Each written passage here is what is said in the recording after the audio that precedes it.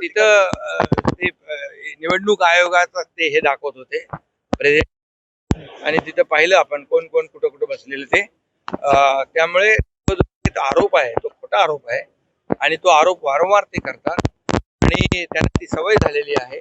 कारण जेव्हा ते जिंकतात तेव्हा आरोप करत नाही, जेव्हा ते हरतात तेव्हा आरोप करतात. निवडणूक आयोगाने सांगितलं त्यांना ॲफिडेव्हिट करा, तुम्ही आमच्याकडे या, परंतु ते कुठले ॲफिडेव्हिट करत नाहीत कारण त्यांना माहिती आहे आरोप खोटा आहे. आणि म्हणून जेव्हा ते लोकसभा जिंकले तेव्हा त्यांनी आरोप केला नाही, जेव्हा तेलंगणा जिंकले तेव्हा त्यांनी आरोप केला नाही, कर्नाटक जिंकले तेव्हा त्यांनी आरोप केला नाही. पण जेव्हा विधानसभा निवडणूक हरले तेव्हा लगेच त्यांचं सुरू झालं ईव्हीएम आणि निवडणूक आयोग. आणि मी एवढंच सांगतो, यामध्ये कुठल्याही परिस्थितीमध्ये त्यांना पराभव पचवता येत नाही, जनतेने दिलेला कौल पचवता येत नाही. हा केवळ आणि केवळ या महाराष्ट्रातल्या लाडक्या बहिणींचा अपमान आहे, लाडक्या भावांचा अपमान आहे, लाडक्या शेतकऱ्यांचा अपमान आहे आणि लाडक्या महाराष्ट्रातल्या तमाम मतदारांचा अपमान आहे.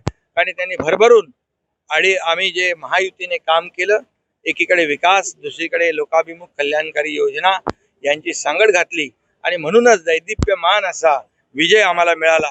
तो त्यांना हजम होत नाही, त्यांना पोटदुखी झालेली आहे. त्यांनी सरळ बाहेर आरोप करण्यापेक्षा निवडणूक आयोगाकडे जा, न्यायालयामध्ये जा आणि तुमची कैफत मांडा.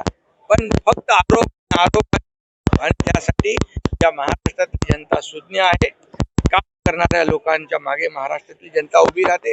आम्ही 2.5-3 वर्षात जे काम केलं ते तुमच्या समोर आहे आणि म्हणूनच जे घरी बसतात त्यांना कायमचं घरी बसवण्याचं काम या महाराष्ट्रातल्या जनतेने केलंय.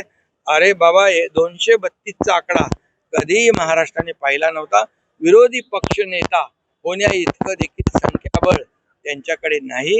हे दुर्दैव आहे. हे कटू सत्य पचवता आलं पाहिजे.